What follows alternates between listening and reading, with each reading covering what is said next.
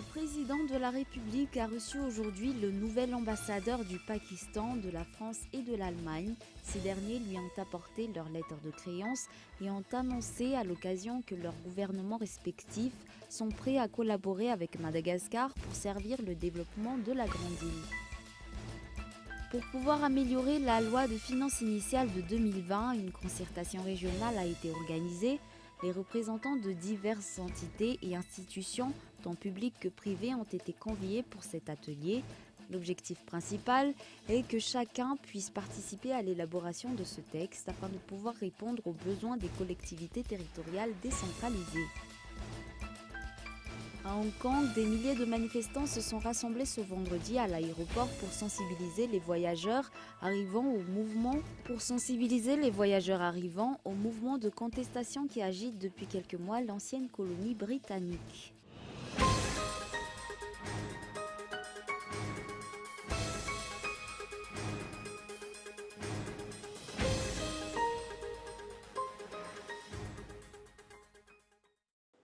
Bonsoir et bienvenue si vous nous rejoignez pour ce rendez-vous quotidien du journal télévisé de Cool TV. Pour ouvrir cette édition, l'actualité politique. Le président de la République a reçu aujourd'hui le nouvel ambassadeur du Pakistan, de la France et de l'Allemagne. Ces derniers lui ont apporté leur lettre de créance et ont annoncé à l'occasion que leurs gouvernements respectifs sont prêts à collaborer avec Madagascar pour servir le développement de la Grande Île. Un reportage de Andra Arson. Le président Andrzej a reçu ce matin le nouvel ambassadeur du Pakistan, Syed Rizwan Ahmed. Ce dernier, qui a présenté ses lettres de créance au chef d'État et a déclaré à l'occasion qu'il est grand temps de renforcer la relation entre les deux pays. Madagascar est un des pays incontournables dans le domaine de l'industrie du textile. De nombreux opérateurs pakistanais vont venir prochainement à Madagascar pour voir comment collaborer avec le pays et les entrepreneurs malgaches pour développer cette filière. Le chef d'État a également reçu le nouvel ambassadeur de la France à Madagascar, Christophe Bouchard. Cet ambassadeur a déclaré que la rencontre tenue au mois de mai entre le président de la République malgache et son homologue français a marqué le début d'une nouvelle collaboration entre les deux pays. Je dois dire que j'étais très heureux d'être reçu par le président de la République, donc à qui j'ai présenté mes lettres de créance, qui m'accrédite en tant que nouvel ambassadeur de France à Madagascar. Je l'ai remercié pour son accueil chaleureux et je lui ai dit que j'étais à la fois honoré et très, très heureux d'occuper ces fonctions et de pouvoir travailler à l'approfondissement des relations, de la coopération, de l'amitié entre la France et Madagascar, et particulièrement en cette période. Comme vous le savez, le président Radzoel était à Paris au mois de mai et je crois que sa visite, qui a été un grand succès, marque un nouveau départ dans les relations, et en tout cas c'est notre souhait de donner encore une nouvelle dimension, d'arriver vraiment vers un partenariat exemplaire entre la France et Madagascar. Le nouvel ambassadeur d'Allemagne à Madagascar, Michael Derus, est également venu présenter ses lettres de créance au chef d'État. Après avoir été reçu par le chef d'État, celui-ci a annoncé que le gouvernement allemand continuera à financer Madagascar pour la préservation de l'environnement. J'ai eu tout d'abord une très très chaleureuse réception ici et je me félicite d'avoir eu la chance de présenter les lettres de créance seulement 3 jours après mon arrivée à Madagascar. C'est déjà une expression des excellentes relations entre nos deux pays. Et nous avons aussi parlé sur les chances et les possibilités d'une contribution allemande sur le secteur de la création de l'énergie qui est si important pour le développement du pays, pour la création d'emplois et le développement économique. Ces 3 ambassadeurs ont annoncé être prêts à collaborer avec le gouvernement malgache pour assurer le développement de la Grande Île. Toujours dans l'actualité politique, après de nombreuses plaintes émises par les électeurs par rapport à la liste électorale, la CENI a décidé d'apporter quelques améliorations à cette liste en vue de la prochaine élection communale. De principales modifications vont donc être apportées à cette liste au Nassai. Au cours des 2 dernières élections, des problèmes ont été rencontrés par rapport à la liste électorale. Certains électeurs inscrits sur la liste au cours du second tour de l'élection présidentielle n'ont plus retrouvé leur nom sur la même liste lors de l'élection législative. Des mesures ont donc été prises par rapport à ce problème, selon un représentant de la Commission électorale nationale indépendante. La CENI a déjà envoyé les listes électorales utilisées au cours de l'élection présidentielle et législative au Fuktan pour voir qui sont les électeurs qui n'ont plus été inscrits sur la seconde liste alors qu'ils devraient y être. Une suppression des doublons a également été effectuée. D'autre part, il y a les doublons. Les listes vont être revues afin de pouvoir traiter ces doublons. La CENI va demander une ordonnance auprès du tribunal afin que le nom des électeurs concernés soit renvoyé sur la liste où elle devrait se trouver.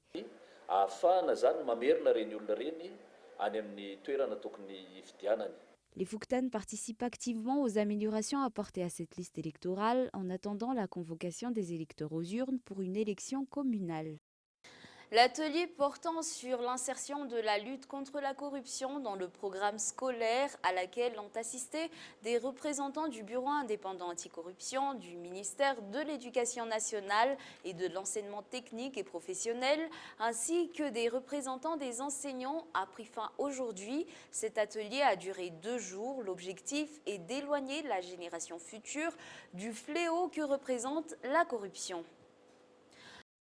Autre sujet, pour pouvoir améliorer la loi de finances initiale 2020, une concertation régionale a été organisée.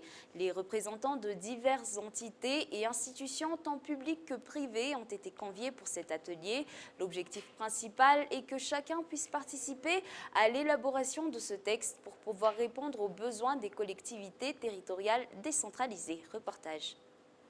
Pour améliorer la gestion financière du pays, une concertation régionale a été organisée avant l'élaboration de la loi des finances 2020. C'est la première fois à Madagascar que les acteurs en dehors de la région d'Analamang ont été conviés pour un tel atelier portant sur l'élaboration de la loi de finances, si auparavant, seuls des représentants de la capitale étaient convoqués pour cela. Cette fois, des élus tels que des parlementaires et des maires, des fonctionnaires nommés, des techniciens, des membres de la société civile et des représentants du secteur privé ont été invités à participer à cette concertation à Anous. Il s'agira d'élaborer une loi des finances qui vise loin et reflètera les objectifs mis en place par le président Andradzuil, selon le ministre de l'économie et de la finance. Je crois que vous avez déjà eu vent des sujets sur la TVA, l'élargissement de la recette fiscale, les réhabilitations d'infrastructures à faire. C'est tout cela que nous allons devoir voir. Des échanges vont se faire. La proposition sera ensuite soumise au Conseil du gouvernement. Je rappelle ici que ce projet de loi sera soumis au Parlement dès le mois d'octobre.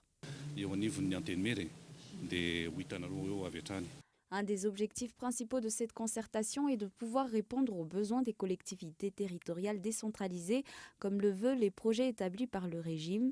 Il faut de ce fait un apport de tous pour l'élaboration de ce projet de loi.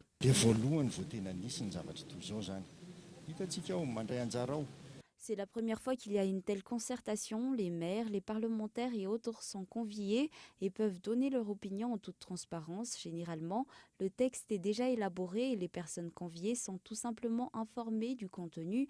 Mais là, l'avis de chacun est pris en compte. Un échange est effectué avec les premiers responsables au niveau de chaque secteur qui constatent comment se passent les choses au niveau de chacune de leurs communes, puisque le développement nécessaire diffère en fonction de chaque secteur.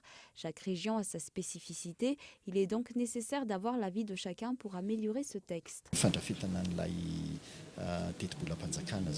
Les 2 ministres ont incité chaque participant à s'ouvrir à l'échange et à s'exprimer ouvertement. Le but est d'assurer la bonne gouvernance au sein du pays et assurer la décentralisation effective répondant aux besoins de la population.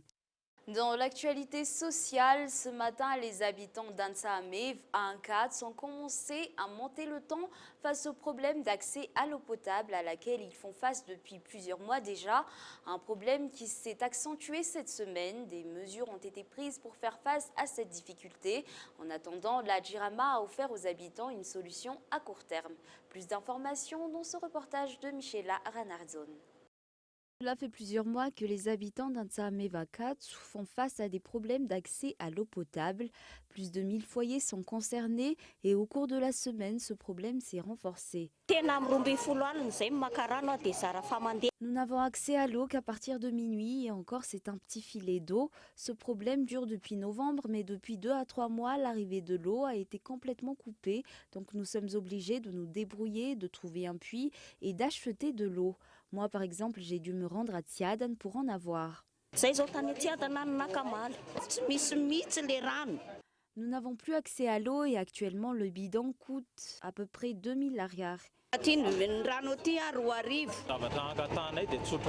Nous demandons juste d'avoir à nouveau accès à l'eau. Nous voulons une solution pérenne. Cela fait plusieurs mois que nous n'y avons plus accès.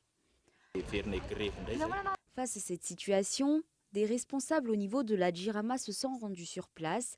Le Fuktan d'Ansaame fait partie des 5 quartiers rencontrant des problèmes en matière d'accès à l'eau potable au sein de la capitale. Ce problème s'est renforcé au cours de la semaine à cause de la hausse de la température parce que le besoin a augmenté.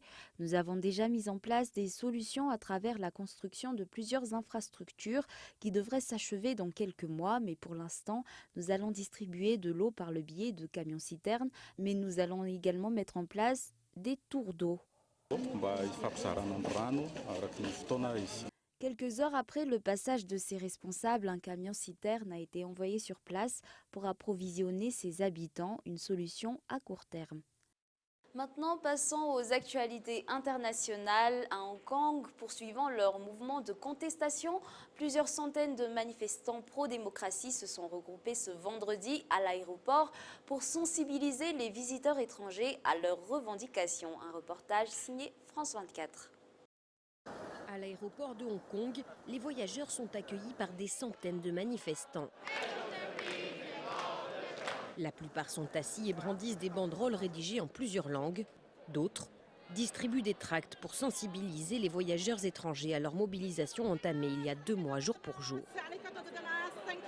Aujourd'hui, les revendications dépassent celles de départ, le retrait pur et simple du projet de loi d'extradition vers la Chine continentale. Les manifestants demandent la fin de la répression et des poursuites contre les militants ainsi que de profondes réformes politiques.